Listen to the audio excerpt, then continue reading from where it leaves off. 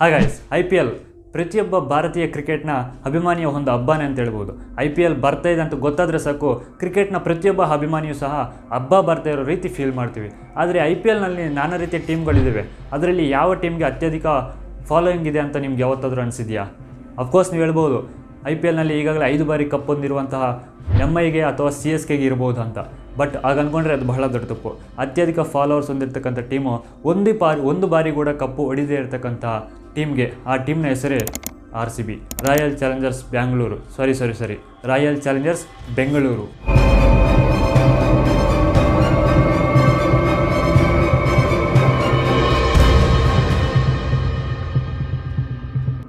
IPL ಸ್ಟಾರ್ಟಾಗಿ ಇವತ್ತಿಗೆ 16 ವರ್ಷಗಳಾಗಿವೆ.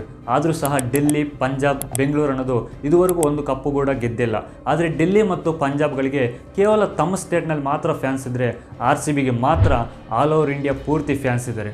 2022ರಲ್ಲಿ ಡೆಪೋಟಿಸ್ and ಫೈನಾನ್ಸಿಸ್ನ data analyst ಕೊಟ್ಟಿರುವ ಲಿಸ್ಟ್ನಲ್ಲಿ top 5 most ಪಾಪ್ಯುಲರ್ನ ಲಿಸ್ಟ್ನಲ್ಲಿ RCB ಕೂಡ ಒಂದು ಪ್ಲೇಸ್ ಪಡ್ಕೊಂಡಿದೆ. ಉಳಿದಂತಹ 4 ಟೀಮುಗಳು ಫುಟ್ಬಾಲ್ಗೆ ಸಂಬಂಧಿಸಿರ್ತಕ್ಕಂಥ ಟೀಮ್ಗಳಾದರೆ, ಕ್ರಿಕೆಟ್ನ ಫ್ರಾಂಚೈಸಿಗೆ ಸಂಬಂಧಿಸಿರ್ತಕ್ಕಂಥ ಒಂದೇ ಒಂದು ಟೀಮ್ ಅಂದರೆ RCB ಈ ಮಟ್ಟಕ್ಕೆ ಬೆಳೆಯೋದಕ್ಕೆ ಕಾರಣ ಏನು? ನಿಜವಾಗ್ಲೂ ಈ ರೀತಿಯ ಪಾಪ್ಯುಲರ್ ಅನ್ನೋದು RCBಗೆ ಇದೆಯಾ?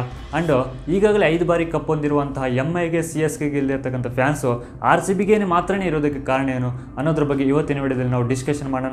ಅದಕ್ಕಿಂತ ಮುಂಚೆ ನಮ್ಮ ಚಾನಲ್ಗೆ ನೀವು ಇನ್ನೂ ಹೊಸಬರಾಗಿದ್ದರೆ, ನಿಮಗೋಸ್ಕರ ಒಂದು ಸಬ್ಸ್ಕ್ರೈಬು, ನನಗೋಸ್ಕರ ಒಂದು ಲೈಕು, ಇತರರಿಗೋಸ್ಕರ ಒಂದು ಶೇರು ತಪ್ಪದೇ ಮಾಡಿ.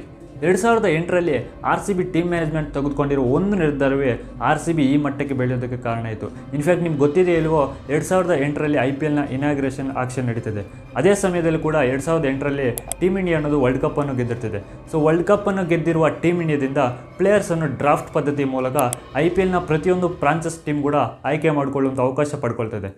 ಮೊದಲನೇ ಬಾರಿಗೆ ಪಿಕ್ ಮಾಡಿಕೊಳ್ಳುವಂಥ ಅವಕಾಶ ಡೆಲ್ಲಿ ಕ್ಯಾಪಿಟಲ್ಸ್ಗೆ ಸಿಗ್ತದೆ. ಆದರೆ Delhi capitals under winning captain ಆಗಿರುವಂಥ ವಿರಾಟ್ ಕೊಹ್ಲಿಯನ್ನು ಬಿಟ್ಬಿಟ್ಟು ಪ್ರದೀಪ್ ಸಾಂಗ್ವಾನನ್ನು ಸೆಲೆಕ್ಟ್ ಮಾಡ್ಕೊತದೆ. ಆ್ಯಂಡ್ ಸೆಕೆಂಡ್ ಪಿಕ್ ಮಾಡಿಕೊಳ್ಳುವಂಥ ಅವಕಾಶ ಬೆಂಗಳೂರಿಗೆ ಸಿಗೋದ್ರಿಂದ ವಿತಿನ್ ಮಿನಿಟ್ಸಲ್ಲೇ ವಿರಾಟ್ ಕೊಹ್ಲಿಯನ್ನು ಪಿಕ್ ಮಾಡ್ಕೊತದೆ. And rest is history.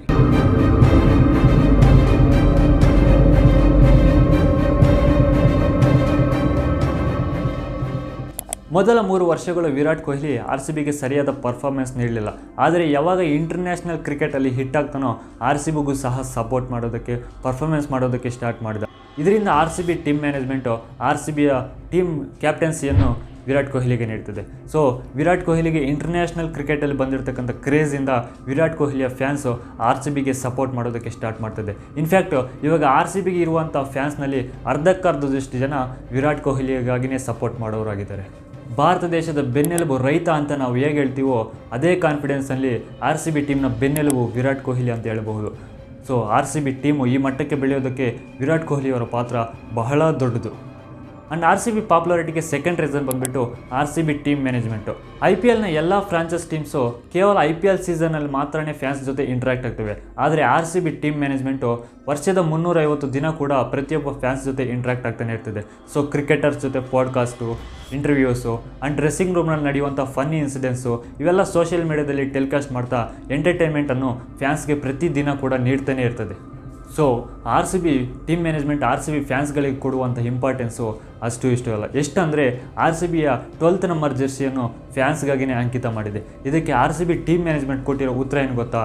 RCB ಟೀಮ್ನ 11 players ಗ್ರೌಂಡಲ್ಲಿ RCB ಗೆಲ್ಲಬೇಕು ಅಂತ ಆಟ ಆಡಿದ್ರೆ, ಗ್ರೌಂಡ್ನ ಹೊರಗಡೆ ಇದ್ದು RCB ಗೆಲ್ಲಬೇಕು ಅಂತ ಸಪೋರ್ಟ್ ಮಾಡುವ ಪ್ರತಿಯೊಬ್ಬ ಅಭಿಮಾನಿ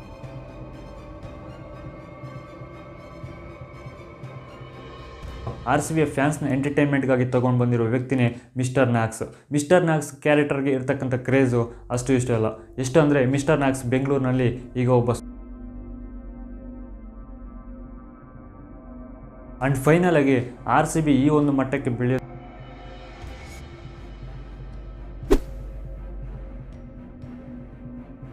success makes A huge fan base but failure makes A loyal fan base ಅನ್ನೋ ಒಂದು ಮನೋಭಾವನೆಯಿಂದ ಪ್ರತಿ ಸಲ ಕೂಡ ಈ ಸಲ ಕಪ್ ನಮ್ಮದೇ ಅನ್ನೋ ಒಂದು ಸ್ಲೋಗನನ್ನು ಹೇಳ್ತಾ RCBಗೆ ಸಪೋರ್ಟ್ ಮಾಡುವ ಪ್ರತಿಯೊಬ್ಬ ಅಭಿಮಾನಿ. ಫೈನಲ್ ಆಗಿ ನಾನು ಕೊಡುವಂಥ ಕನ್ಕ್ಲೂಷನ್ ಏನಂದರೆ, IPL ಸೀಸನ್ ಸ್ಟಾರ್ಟಾಗಿ ಇವತ್ತಿಗೆ 16 ವರ್ಷಗಳಾಗಿವೆ. ಬಟ್ RCB ಕಪ್ ಗೆಲ್ಲೋದಕ್ಕೆ ಇನ್ನೊಂದು 16 ವರ್ಷಗಳಾದರೂ ಸಹ RCBಯ ಫ್ಯಾನ್ಸ್ನ